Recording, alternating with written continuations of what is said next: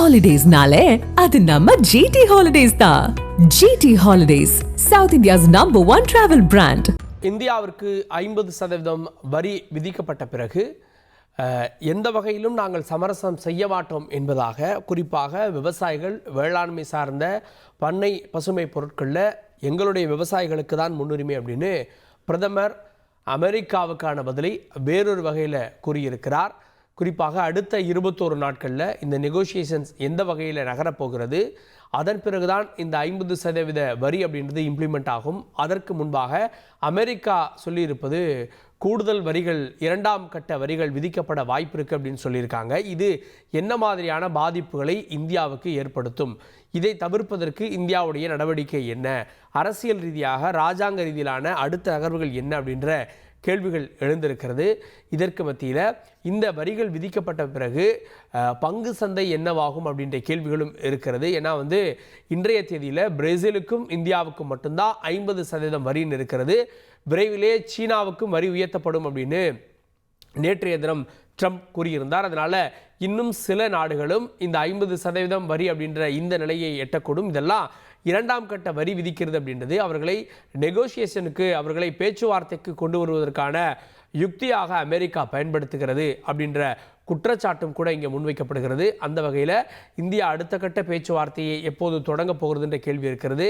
குறிப்பாக semi conductor போன்ற பொருட்கள் இறக்குமதி செய்யப்பட்டால் அதற்கு 100% வரி அப்படின்னு ட்ரம்ப் பேசியிருக்கிறார். சமீபத்தில் தான் இந்திய அரசு பெரிய அளவிலான மானியத்தை கொடுத்து இந்த செமிகண்டக்டர் ஆலையை தொடங்கியது குறிப்பிடத்தக்கது.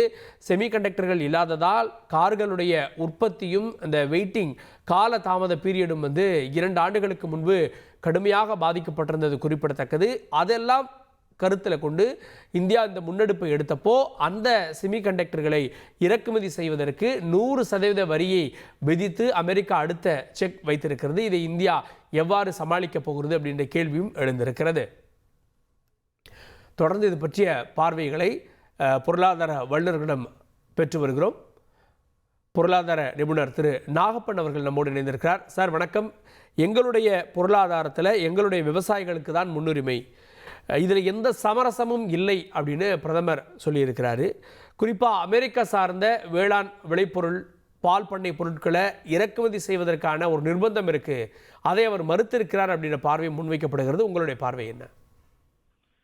நிச்சயமா சில விஷயங்கள்ல நம்ம காம்ப்ரமைஸ் பண்ணிக்கலாம், சில இது பண்ண முடியாது சார், நான் நெகோசியபிள். அந்த விஷயத்துல பாத்தீங்கன்னா இது நிச்சயமா நான் நெகோசியபிள். ஏன்னா இப்ப காம்ப்ரமைஸ் பண்ணோம்னா for ever life, future generations எல்லாத்துக்கும் சேர்த்து நம்ம காம்ப்ரமைஸ் பண்ற மாதிரி வருது. அதற்கான ரைட்டு நமக்கு முதல்ல கிடையாது. நம்ம பண்றோமா இல்லைங்கிறது அடுத்தது, அதற்கான உரிமை கூட நமக்கு கிடையாது. அது முதல்ல புரிஞ்சுக்கணும். அதனால இது நெகோசியேஷன்ஸ்ல டாரிஃப்ல நெகோசியேட் பண்ணலாம், ரேட்ல நெகோசியேட் பண்ணலாம், பட் நாட் இந்த மாதிரியான விஷயங்கள் ஆர் நான் நெகோசியபிள். அப்படிதான் நான் பாக்குறேன்.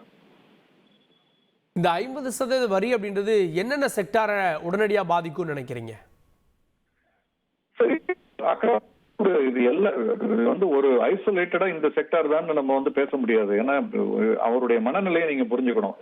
நீங்க இந்த செக்டார்னு நீங்க இதை திங்க் பண்ணிட்டு இருக்கல, திடீர்னு நான் ஃபார்மா மேல 150 போடுவேன், 200 போடுவேன் பாரு, அப்புறம் திடீர்னு 1 இயர் கழிச்சு போடுறேங்கிறது. சோ ஒரு நிச்சயமற்ற தன்மையை இது உருவாக்கி இருக்கு. ஒரு அன்சர்டன் பீரியட்ல நம்ம இருக்கோம். இதுல யாருமே ஒரே இன்வெஸ்ட்மெண்ட் பண்றதுக்கு, கமிட் பண்றதுக்கு விரும்ப மாட்டாங்க.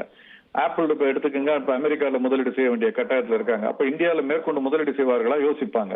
இப்படி ஒரு விஷயத்திலையும் எல்லாருக்குமே ஒரு தயக்கம் வரும், தள்ளி போடும். துறை வாரியாக எல்லாம் பார்க்க முடியாது.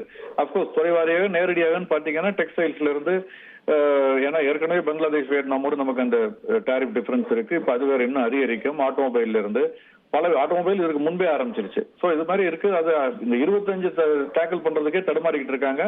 பட் அதுல டிஃபரன்ஸ் 5% 6% தான்.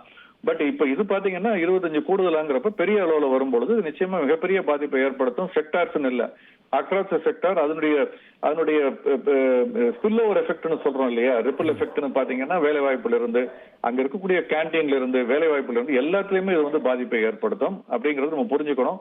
தற்காலிகமானதுதான் நான் நம்புறேன். ஆனால் அது எவ்வளவு மாதங்கள் அல்லது எவ்வளவு வாரங்கள்னு சொல்ல முடியாது. அதை தாங்கக்கூடிய திறனும் கெப்பாசிட்டியும் எல்லா தொழிலுக்கும் இருக்காது.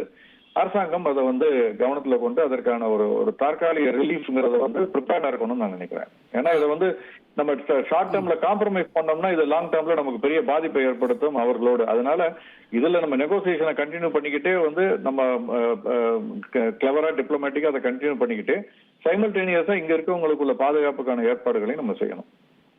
அமெரிக்கா சொல்றதை கேட்டு ரஷ்யாட்டிருந்து எண்ணெய் வாங்குறதை இந்தியா குறைத்தாலோ நிறுத்தினாலோ இந்தியாவில் எண்ணெய் விலை அதிகரிக்கும் அப்படின்ற பார்வை முன்வைக்கப்படுகிறது. உங்களுடைய பார்வை என்ன இதில்? அதற்கான வாய்ப்பு முதல்ல ரொம்ப குறைவுன்னு தான் நான் நினைக்கிறேன். அதையும் தாண்டி பார்க்கும் பொழுது ஏற்கனவே ரஷ்யா ஆயிலுக்கும் மற்ற மிடில் ஈஸ்டுக்கும் உள்ள டிஸ்கவுண்ட் வந்து குறைய ஆரம்பிச்சிருச்சுங்கிறது சொல்லியிருக்காங்க. அதனால இறக்குமதி வந்து ஏற்கனவே குறைய ஆரம்பிச்சது கடந்த 2-3 மாதங்களாகங்கிறத தகவல் வந்திருக்குது, நம்ம பார்த்திருப்பீங்க. ஸோ அது ஏற்கனவே ஒரு பக்கம் குறைஞ்சால் கூட இது வந்து supply and demand purely okay. நிச்சயமா வந்து தற்காலிகமாக விலை ஏற்றத்தை ஏற்படுத்தும். நம்ம ரஷ்யா நமக்கு ரொம்ப மலிவாக கொடுக்கும் பொழுது அந்த டிஸ்கவுண்ட் குறைஞ்சதுன்னா பெரிய பாதிப்பு இருக்காது. அவங்க சொல்றது உண்மையா இருந்ததுன்னா அந்த டிஸ்கவுண்ட் குறையாத பட்சத்துல நமக்கு இங்க மலிவாக கிடைக்கிறது, இங்க நம்ம அதிக விலை கொடுத்து வாங்க வேண்டிய ஒரு சூழல் வரும். அதை விட மோசமான சூழல் என்னவா இருக்கும்னா அமெரிக்காவிடமிருந்து இதை வாங்க வேண்டிய ஒரு கட்டாயம் வந்ததுன்னா அந்த டெபிசிட்டை சரி செய்வதற்கு அப்ப மிகப்பெரிய பிரச்சனைகள் நமக்கு வந்து சேரும். ஸோ அது காஸ்ட் நிச்சயமா இன்க்ரீஸ் ஆகும். வேறு விதமான பார்வையும் இருக்கு. காஸ்ட் இன்க்ரீஸ் ஆன அல்லது குறைஞ்சதுன்னா அதனுடைய முழு பலன்களும் வரி விதமாக அரசுக்கு தான் போய் சேர்கிறது. நம்ம சாமானிய மக்களுக்கு அதுல பெரிய அளவுல வந்து பாசுங்கிறது கொஞ்சமா தான் இருக்குது. நம்ம கடந்த காலங்களில் பல ஆண்டுகளா பார்த்துக்கிட்டு இருக்கோம். நம்ம இதை வந்து கடந்த 10 ஆண்டுகள் 20 ஆண்டுகள் எல்லாம் பிரிச்சு பார்க்க வேண்டியது பொதுவாகவே அப்படிதான் இருந்துட்டு வந்திருக்குது. ஸோ பொதுமக்களுக்கான பாதிப்புங்கிறது வேற, நம்முடைய இறக்குமதி ஏற்றுமதி நடப்பு கணக்கு பற்றாக்குறை அப்படிங்கிறது அந்த கச்சாயினுடைய விலை அதிகரிப்பதன் மூலமாக இறக்குமதி செய்யப்பட்ட பணவீக்கம்ங்கிறது வர்றதுங்கிறது வேற. ஸோ நிச்சயமா பாதிப்புங்கிறது இருக்கும் அக்ராஸ் தி போர்ட் எல்லாருக்கும். ஹாலிடேஸ்னாலே அது நம்ம GT ஹாலிடேஸ் தான். GT holidays, South India's #1 travel brand.